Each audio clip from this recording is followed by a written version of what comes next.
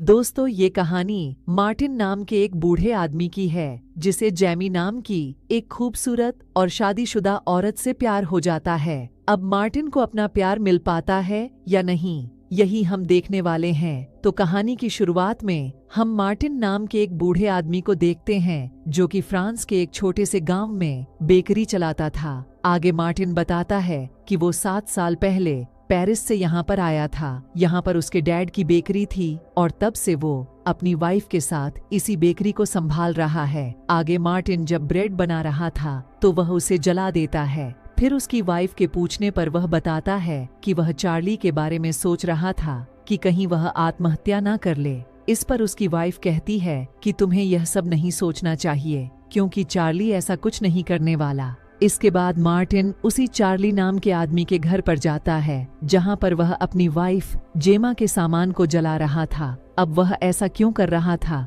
यह हमें कहानी में आगे पता चलेगा। तभी चार्ली किसी काम से घर के अंदर चला जाता है और मार्टिन को वहां पर जेमा की एक डायरी मिलती है जिसको वह अपने पास रख लेता है। फिर घर आकर मार्टिन उसी डायरी को पढ़ता है और कहानी फ्लैशबैक में चली जाती है। यहाँ पर हम उस दिन को देखते हैं जिस दिन चार्ली पहली बार अपनी वाइफ जेमा के साथ इस गांव में रहने आया था ताकि वह दोनों अपनी बाकी की जिंदगी यहाँ पर शांति से जी सकें। अब अपने गांव में नए लोगों को देखकर मार्टिन उसके पास जाता है और उन्हें अपना इंट्रोडक्शन देता है। अब इसके कुछ दिन बाद जेमा और चार्ली मार्टिन की दुकान पर ब्रेड खरीदने आते हैं और तभी वहां पर मार्टिन जेमा को देखता है और वह उसकी खूबसूरती पर लट्टू हो जाता है। इसके बाद जब मार्टिन घर जा रहा था तो उसकी मुलाकात एक बार फिर से जेमा से होती है। फिर मार्टिन उसे एक सुंदर सा गार्डन दिखाने लेकर जाता है जिसको देखकर जेमा को बहुत अच्छा लगता है।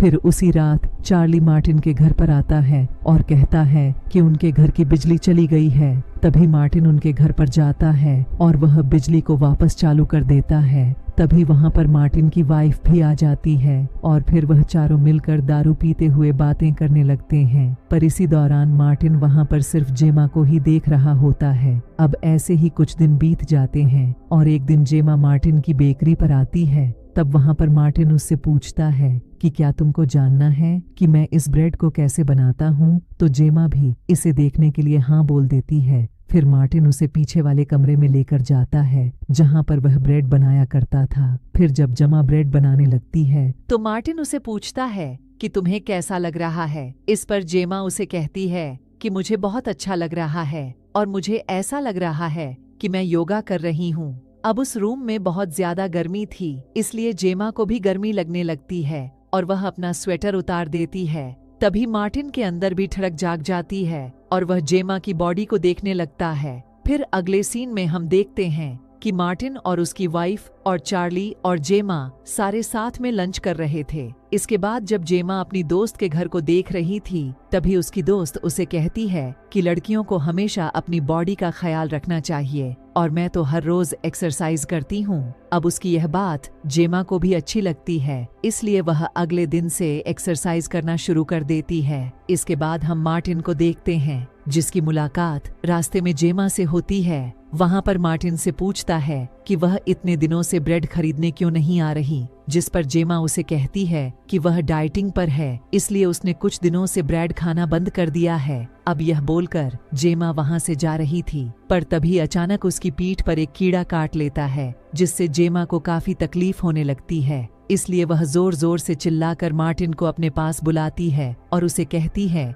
कि मेरी पीठ से कीड़े को बाहर निकालो। तभी मार्टिन वहां पर चेक करता है और उसे कहता है कि तुम्हें एक जहरीले कीड़े ने काटा है इसलिए इसके जहर को चूस कर ही बाहर निकालना होगा। अब यह सुनकर जेमा उसे ये करने को कहती है और फिर मार्टिन भी बिना समय गंवाए उस जहर को बाहर निकालने लगता है। तभी वहां पर हर्व नाम का एक लड़का आ जाता है और मार्टिन से पूछता है कि वह यह क्या कर रहा है। अब मार्टिन उसे सारी बातें समझा रहा था कि तभी जेमा नीचे गिरकर बेहोश हो जाती है। अब यह देखकर हर्व और मार्टिन उसे हॉस्पिटल ले जाते हैं जहां पर डॉक्टर जेमा को इंजेक्शन लगाता है और कहता है कि अब डरने की कोई बात नहीं है। फिर जब वह वापस घर की तरफ जा रहे थे तो जेमा मार्टिन के कंधे पर सर रखकर सो जाती है जिससे मार्टिन बहुत ज्यादा खुश हो जाता है और उसे लगने लगता है कि अब जेमा भी उसे पसंद करती है। फिर अगले दिन जब मार्टिन अपनी शॉप के बाहर खड़ा था, तभी वह वहां पर जेमा और हर्व को बातें करते हुए देखता है।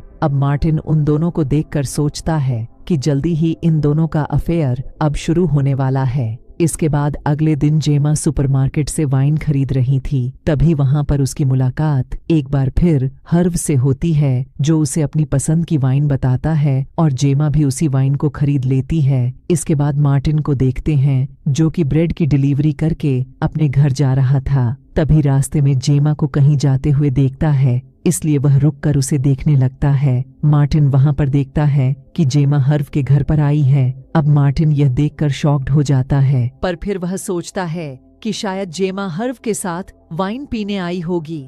पर उसकी यह सोच गलत होती है, क्योंकि उसी रात जब वह जेमा के घर पर डिनर के लिए आता है, तो वह वहां पर उसके गले पर लव बाइट देखता है, जिसे वह समझ जाता है कि आज हर्व ने जरूर उसके साथ कुछ किया होगा। अब ये देखकर मार्टिन सैड हो जाता है, क्योंकि वह भी जेमा के साथ यह सब करना चाहता था। फिर अगले दिन मार्टिन हर्व को देखता है, जो कि बहुत ज्यादा टेंशन में होता है। अब यह देखकर मार्टिन उसके पास आता है और उससे पूछता है कि क्या बात है। इस पर हर्व उसे बताता है कि वह पढ़ाई पर बिल्कुल भी ध्यान नहीं दे पा रहा है। इसके थोड़ी देर बाद हम देखते हैं कि जेमा हर्व के घर पर उसके साथ इंटीमेट हो रही है, और इसी से यह साबित हो जाता है कि जेमा और हर्व का सचमुच में अफेयर चल रहा है। अब ऐसे ही कुछ दिन बीत जाते हैं और इन दिनों मार्टिन सिर्फ जेमा के बारे में ही सोच रहा होता है। फिर एक दिन जेमा बहुत ही खुश होकर मार्टिन की बेकरी पर आती है और उसे बताती है कि चार्ली कुछ दिनों के लिए शहर से बाहर गया है। फिर वो वहाँ से कुछ ब्रेड खरीदती है, पर वह जाते वक्त ब्रेड का एक टुकड़ा वहीं पर भूल जाती है। इसके बाद मार्टिन उस ब्रेड को जेमा के घर पर देने के लिए जाता है, पर तभी उसे वहाँ पर कुछ आवाजें सुनाई देती हैं, जिसको सुनकर वो वहाँ पर छुप जाता है। और फिर वह चुपके से खिड़की में देखता है कि वहाँ पर जेमा हर्व के साथ में इंटीमेट हो रही हैं, जिसको देखकर मार्टिन को बहुत ज्यादा गुस्सा आ जाता है। अगले दिन जेमा फिर से हर्व के घर पर कार्यक्रम करने जाती है, और कार्यक्रम करते वक्त उसे गलती से हर्व की एक कीमती मूर्ति टूट जाती है, जिस पर जेमा उसे कहती है कि वह इसे अपने हस्बैंड से ठीक करवा देगी। इसके बाद वहां से जाने से पहले जेमा हर्व को कहती है कि हम दोनों को भागकर लंदन चले जाना चाहिए, जिस पर हर्व इसके लिए राजी हो जाता है। फिर अगले सीन में हम देखते हैं कि जेमा को एक लेटर मिलता है, जिसको पढ़ने के बाद वह हर्व से मिलने उसके घर की तरफ जाती है। वहीं पर हर्व की मॉम भी घर पर वापस आ जाती है, और जब उन्हें वहां पर उनकी मूर्ति नहीं मिलती, तो हर्व उन्हें बताता है कि उस मूर्ति पर स्क्रैच आ गए थे, जिस वजह से उसने उस मूर्ति को पास ही में ही एक आदमी को ठीक करने के लिए दी है। दूसरी तरफ जेमा हर्व से मिलने उसके घर आ रही थी कि तभी उसे हर्व का मैसेज आता है, और वह उसे कहता है कि वह उसके साथ लंदन नहीं जा सकता। अब ये सुनकर जेमा को बहुत ज्यादा बुरा लगता है, और वह रोते हुए वापस अपने घर चली जाती है। इसके बाद हम हर्व की मॉम को देखते हैं, जो कि चार्ली के पास आती है और उससे अपनी मूर्ति मांगती है, जिस पर चार्ली उसे कहता है कि उसके पास कोई भी मूर्ति नहीं है। अब यह सुनकर हर्व की मॉम को बहुत ज्यादा गुस्सा आता है। फिर शाम को चार्ली मूर्ति के बारे में जेमा से पूछता है, तो जेमा उसे मना कर देती है। अब यहाँ पर जेमा चार्ली को अपने अफेयर के बारे में बताने की कोशिश करती है, पर वह उसे बता नहीं पाती। अब यहाँ पर चार्ली को भी लगने लगता है कि जेमा उस पर बिल्कुल भी ध्यान नहीं दे रही, इसलिए वह गुस्से में कुछ दिनों के लिए वापस लंदन चला जाता है। फिर अगले दिन जब मार्टिन रास्ते से जा रहा था, तो उसे वहां पर जेमा का कुत्ता मिलता है, जिसको उठाकर वह जेमा के घर पर ले जाता है। फिर घर पर जेमा उसे एक लेटर पढ़ने को देती है, जो कि फ्रेंच में लिखा हुआ था। उस लेटर में हर्व की मोम उस मूर्ति के बारे में पूछ रही थी, क्योंकि उसे लग रहा था कि वह मूर्ति चार्ली के पास है। फिर जेमा मार्टिन को इस लेटर का जवाब लिखने को कहती है, जिस पर मार्टिन उसे कहता है कि वह इसका जवाब 1-2 दिनों में लिखकर उसे दे देगा। अब इसके कुछ दिनों बाद जेमा की मुलाकात उसके एक्स बॉयफ्रेंड पैट्रिक से होती है, और अगले ही सीन में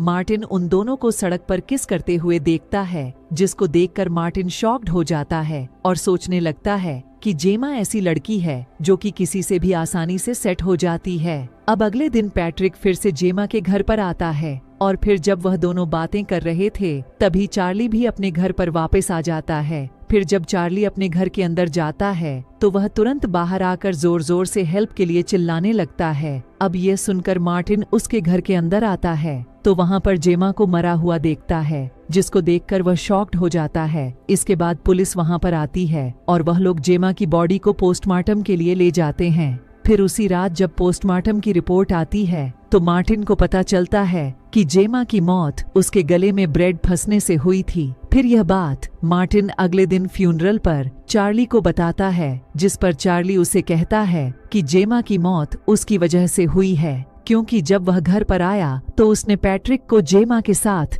जबरदस्ती करते हुए देखा, जिसको देखकर उसे लगा कि जेमा और उसका अफेयर चल रहा है, इसलिए वह उसके साथ लड़ने लगा। तभी पैट्रिक भी वहां पर आ जाता है और वह उन्हें बताता है कि जब जेमा वहां पर ब्रेड खा रही थी तभी वह पीछे से आकर उसे किस करने लगा, जिस वजह से जेमा के गले में ब्रेड फंस गई। और फिर जब उसे निकालने की कोशिश कर रहा था तभी चार्ली वहां पर आ गया और गलतफहमी की वजह से उन दोनों में लड़ाई हो गई। अब दोनों लड़ाई में इतने ज्यादा पागल हो गए थे कि उन्हें जेमा का ख्याल ही नहीं रहा और जेमा की वहां पर दम घुटने से मौत हो गई। अब यहाँ पर फ्लैशबैक खत्म होता है और ये मूवी एंड हो जाती है। आज की वीडियो में इतना ही, और जाने से पहले प्लीज इस वीडियो को लाइक करना ना भूलें ताकि आपके लिए ऐसी वीडियोस बनाने का मोटिवेशन मिलता रहे।